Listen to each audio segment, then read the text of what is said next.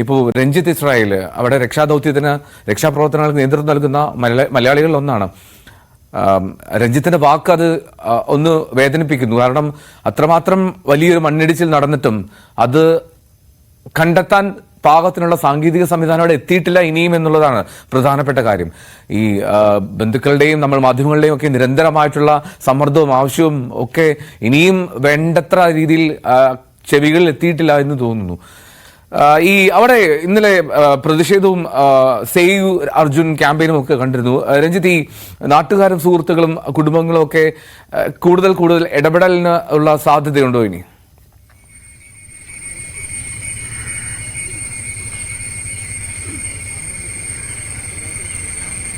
എൽദോ, ഞാനിപ്പോൾ ഉള്ളത് അവരുടെ വീട്ടിലാണ്. അല്പസമയം മുമ്പ് സഹോദരി, അതായത് അർജുന്റെ സഹോദരിയായ അഞ്ജു നമ്മളോട് പ്രതികരിച്ചിരുന്നു, മാധ്യമങ്ങളോട് പ്രതികരിച്ചിരുന്നു.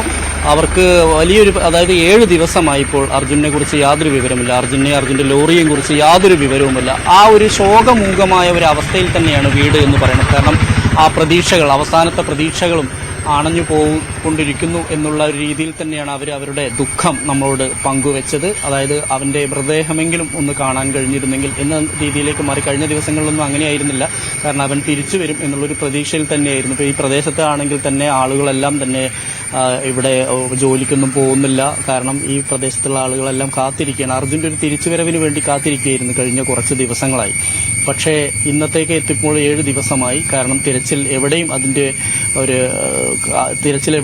എത്തിക്കാൻ കഴിഞ്ഞിട്ടില്ല. ഇപ്പോൾ ഈ രഞ്ജിത്ത് ഇസ്രായേൽ പറയുന്ന പോലെയാണെങ്കിൽ, കാരണം ഈ ലോറി ഡിറ്റക്ട് ചെയ്യുന്ന രീതിയിലേക്കുള്ള ഒരു സംവിധാനം പോലും എത്തിയിട്ടില്ല എന്ന് പറയുന്നത് വളരെ സങ്കടകരമായ കാര്യമാണ്. അത് അഞ്ജു എടുത്ത് പറയുന്നുണ്ട്, അതായത് അർജുന്റെ സഹോദരി പറയുന്നുണ്ട്. ഇവിടുത്തെ മാധ്യമങ്ങളുടെയും അതുപോലെ തന്നെ ഇവിടുത്തെ സർക്കാരിന്റെയും ഒരു ഫലപ്രദമായ ഇടപെടൽ കൊണ്ടാണ് ഇത് ഇത്രയെങ്കിലും ആയത്. പക്ഷേ അതനുസരിച്ചുള്ളൊരു സഹകരണം അവരുടെ ഭാഗത്തുനിന്ന് ഉണ്ടാവുന്നില്ല. എന്തായാലും സഹോദരൻ ഇനി ജീവനോടെ തിരിച്ചു വരുമോ എന്നുള്ള കാര്യത്തിൽ ഞങ്ങൾക്കൊക്കെ സംശയവും ആശങ്കയും നിലനിൽക്കുന്നുണ്ട്. പക്ഷേ അയാളുടെ മൃതദേഹമെങ്കിലും കാണാനുള്ള അവകാശം ഞങ്ങൾക്കുണ്ട്. അതിനെങ്കിലും ഒരു ഇടപെടൽ അവിടെ ഉണ്ടാവണം. അവിടുത്തെ കർണാടക സർക്കാരിന്റെ ഭാഗത്തുനിന്നുണ്ടാവണം, പോലീസിന്റെ ഭാഗത്തുനിന്നുണ്ടാവണം എന്ന് തന്നെയാണ് പറയുന്നത്.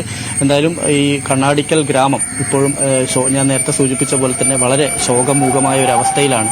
നമുക്കറിയാം, ഒരു നാട് തന്നെ, മലയാളികൾ എവിടെയുണ്ടോ ആ നാട് മുഴുവൻ അർജുനു വേണ്ടി പ്രാർത്ഥിച്ചുകൊണ്ടിരിക്കുന്ന ഒരു സമയം കൂടിയാണിത്. എന്തായാലും ആ കുടുംബത്തിന് ഇന്നലെ വരെ ഉണ്ടായിരുന്നൊരു പ്രതീക്ഷയിൽ മാറ്റം വന്നിരിക്കുന്നു. കാരണം നമുക്കറിയാം, 16-ാം തീയതി അർജുനെ കാണാതായതിനു ശേഷം ഒരു തവണ അർജുന്റെ മൊബൈൽ റിങ് ചെയ്യുകയും എഞ്ചിൻ സ്റ്റാർട്ട് ചെയ്തതായുള്ള വിവരം ലഭിച്ചിട്ടുണ്ട്. പക്ഷേ അത് എത്രത്തോളം ശാസ്ത്രീയമാണ് എന്നതുൾപ്പെടെയുള്ള കാര്യങ്ങൾ ഇനിയും പരിശോധിക്കേണ്ടിയിരിക്കുന്നു. അതിലായിരുന്നു വലിയൊരു പ്രതീക്ഷയുണ്ടായിരുന്നു. പക്ഷേ ആ പ്രതീക്ഷയ്ക്ക് ഇവിടെ മങ്ങലേറ്റുകൊണ്ടിരിക്കുന്നു എന്നുള്ളൊരു യാഥാർത്ഥ്യം എന്തായാലും കുടുംബം തിരിച്ചറിഞ്ഞിട്ടുണ്ട്.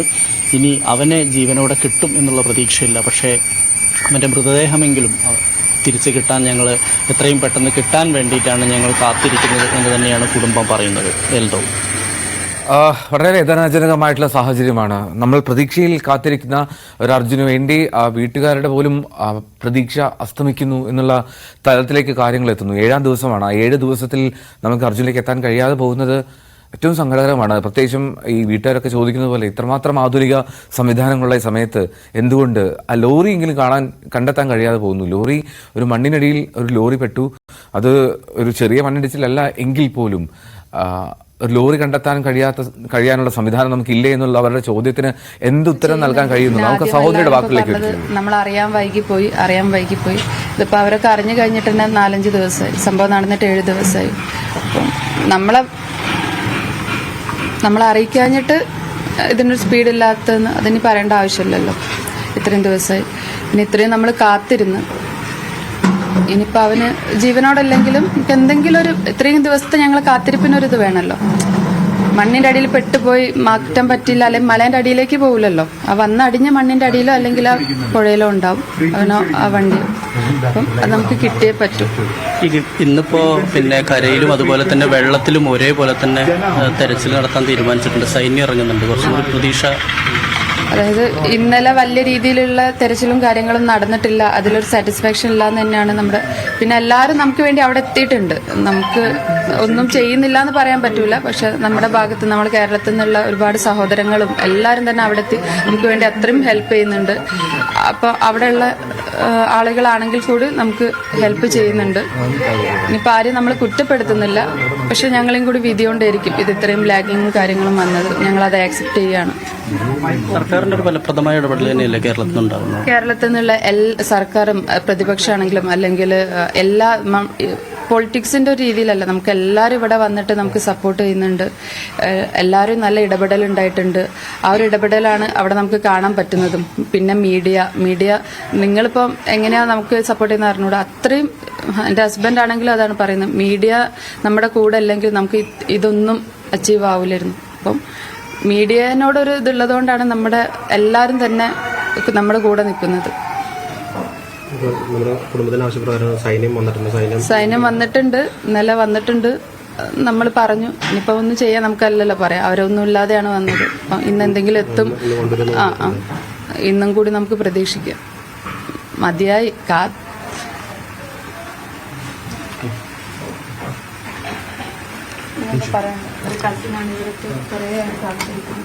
വാക്കുകളില്ലാതായി പോകുന്നു, മുറിഞ്ഞു പോകുന്നു കുടുംബത്തിന്. സ്വാഭാവികമായും അങ്ങനെ തന്നെയാണല്ലോ. അവർ എങ്ങനെ പ്രതികരിക്കാൻ കഴിയുമെന്നുള്ള വലിയ ചോദ്യമാണ്. ആ കുടുംബത്തിലെ ഒരു സാഹചര്യം, ആ കുടുംബത്തിലെ ഒരു അവസ്ഥയൊക്കെ ഊഹിക്കാൻ കഴിയുന്നതിനും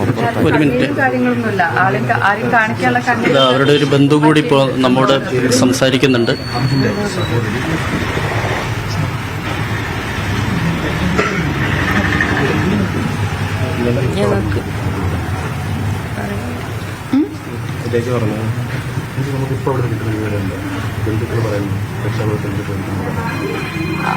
അവര് പറയുന്നുണ്ട്, അതായത് ഇന്നും കൂടിയും നമുക്കൊരു തുമ്പ് കിട്ടിയില്ലെങ്കിൽ ഇനിയിപ്പം എന്ത് രീതിയിൽ അവന് കിട്ടാൻ അറിയില്ല. നമുക്ക് കാണാൻ പറ്റുമെന്നും അറിയില്ല. ഇനിയിപ്പം ഏതവസ്ഥയിൽ അവനെ കിട്ടുമെന്നും അറിയില്ല. ഏതായാലും അവർ ഇത്രയും കാലം അവിടെ നിന്ന് നമ്മൾ സ്ട്രഗിൾ ചെയ്ത്, നിങ്ങളെല്ലാവരും ഞങ്ങളെ കൂടെ നിന്ന് സ്ട്രഗിൾ ചെയ്ത്, അപ്പം നമുക്ക് എന്താണെങ്കിലും ഒരു ചെറിയൊരു തുമ്പ് അവൻ്റെ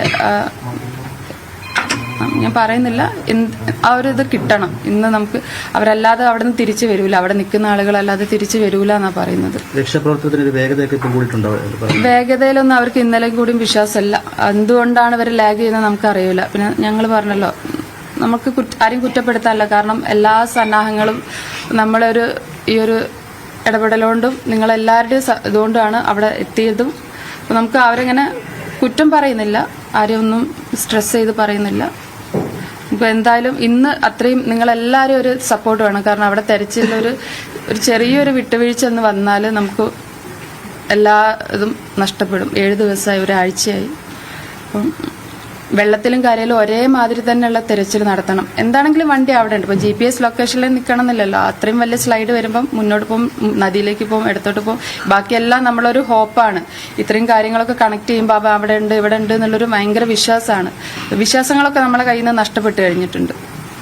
ഇനി മണ്ണിന്റെ അടിയിൽ തന്നെ ഉണ്ടാവാനാ സാധ്യത. കാരണം അത്രയും നീക്കം ചെയ്തിട്ടില്ല, ഇനി അത്രയും മണ്ണെടുക്കാണ്ടെന്ന് പറഞ്ഞിട്ടുണ്ട്. നോക്കാം ഇന്ന് തന്നെ കിട്ടുമെന്നുള്ളത്. മണ്ണിന്റെ അടിയിൽ തന്നെ സഹോദരി വാക്കുകൾ മുറിഞ്ഞു പോകുന്ന സാഹചര്യമാണ്. കുടുംബത്തിലെ ഒരു വിവരങ്ങളാണ്, അവരുടെ അഭിപ്രായങ്ങളാണ് പങ്കുവച്ചത്. അർജുൻ ഇപ്പോഴും കാണാൻ കഴിയാത്തൊരു സാഹചര്യത്തിൽ നമ്മൾ എന്താണ് പറയാന്നറിയില്ല. എന്നാലും ബിനേഷ്, അങ്ങേയറ്റം ദുഃഖകരമായിട്ടുള്ള ഒരു സാഹചര്യമാണ് കുടുംബത്തിൻ്റെ പ്രതികരണത്തിൽ നിന്ന്. നമ്മൾ തന്നെ വല്ലാതെ വൈകാരികമായി പോകുന്ന ഒരു സാഹചര്യം. ബിനേഷ്, എന്താണ് ബിനേഷിന് അവിടെ ചെന്നപ്പോൾ ഈ കണ്ട ഒരു സാഹചര്യം, അതിൻ്റെ അപ്പുറത്തേക്ക് അവർക്ക് പ്രതീക്ഷ ഉണ്ടാകാത്ത തലത്തിലേക്ക് ഈ ദൗത്യം മാറിയത് എപ്പോൾ മുതലാണ് ബിനേഷ്?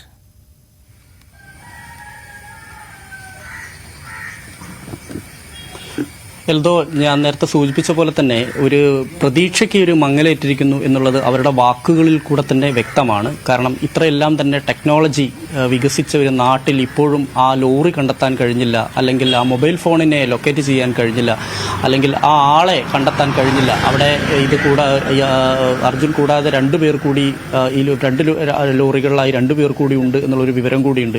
ഇവരെ ആരെയും കണ്ടെത്താൻ കഴിഞ്ഞില്ല എന്നുള്ളത് സ്വാഭാവികമായും ആ ഒരു നിരാശ, ഇതുവരെ ഉണ്ടായിരുന്ന ഒരു പ്രതീക്ഷയ്ക്ക് അവർക്ക് മങ്ങലേറ്റിരിക്കുന്നു. കാരണം 16-ാം തീയതി, ഇന്നേക്ക് 7 ദിവസമായിട്ടും യാതൊരു വിവരവും ലഭിച്ചിട്ടില്ല എന്നുള്ളതാണ്. കർണാടകയുടെ ഭാഗത്ത് നമുക്കറിയാം, കർണാടക സർക്കാരിന്റെ പോലീസിന്റെ ഭാഗത്ത് നിന്ന് എല്ലാം തന്നെ കേരളത്തിന്റെ പോലെ ഒരു ഇടപെടൽ ഉണ്ടാവുന്നില്ല എന്നുള്ളതൊരു വസ്തുതയാണ്. കാരണം കഴിഞ്ഞ കുറച്ച് ദിവസങ്ങളായി അവിടെ തെരച്ചിൽ നടത്തുന്നതും അവിടെ നിന്നുള്ള നമ്മുടെ പ്രതിനിധി KV ബൈജു ഉൾപ്പെടെ റിപ്പോർട്ട് ചെയ്യുന്നതും നമ്മൾ കണ്ടതാണ്.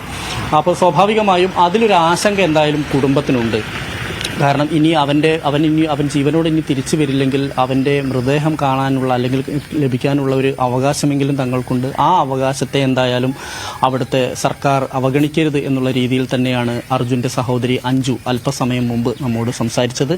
എന്തായാലും മാധ്യമങ്ങളുടെ ഇടപെടൽ, അതുപോലെ തന്നെ കേരള സർക്കാരിന്റെ ഇടപെടൽ, ഫലപ്രദമായ ഇടപെടൽ എല്ലാം തന്നെ ഗുണം ചെയ്തു. അല്ലെങ്കിൽ അതെല്ലാം തന്നെയാണ് ഇത് ഇത്രത്തോളം കർണാടകയ്ക്ക് മേലുള്ള സമ്മർദ്ദം ഉണ്ടാക്കിയെടുക്കാൻ കഴിഞ്ഞിട്ടുള്ളത്. എന്തായാലും എല്ലാം തന്നെ കുടുംബം വളരെ അതിനോട് ആ ഒരു നിലപാടിനൊപ്പം തന്നെ കുടുംബവും നിൽക്കുന്നു എന്നുള്ളതാണ് എടുത്തു പറയേണ്ട കാര്യം. എന്തായാലും കാണാമറയത്താണ് അർജുൻ ഇപ്പോഴും. അർജുനു വേണ്ടി കാത്തിരിക്കുകയാണ് ഇവിടെ സഹോദരിയും അതുപോലെ തന്നെ ഭാര്യയും അച്ഛനും അമ്മയും മറ്റുള്ള ഒരു നാട് മുഴുവൻ, അല്ലെങ്കിൽ അർജുനെ അറിയാത്തവരും അർജുനെ അറിയുന്നവരും ഒക്കെ ആയ ഒരു നാട് മുഴുവൻ കാത്തിരിക്കുകയാണ്. നമ്മളും കാത്തിരിക്കുകയാണ് അർജുന്റെ തിരിച്ചുവരവിന് വേണ്ടി.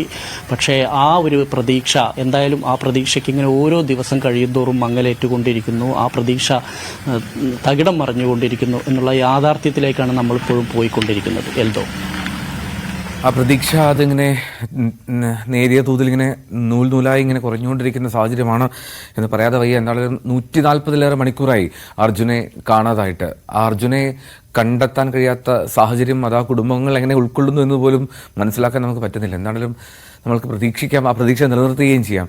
അർജുനെ കണ്ടെത്താതെ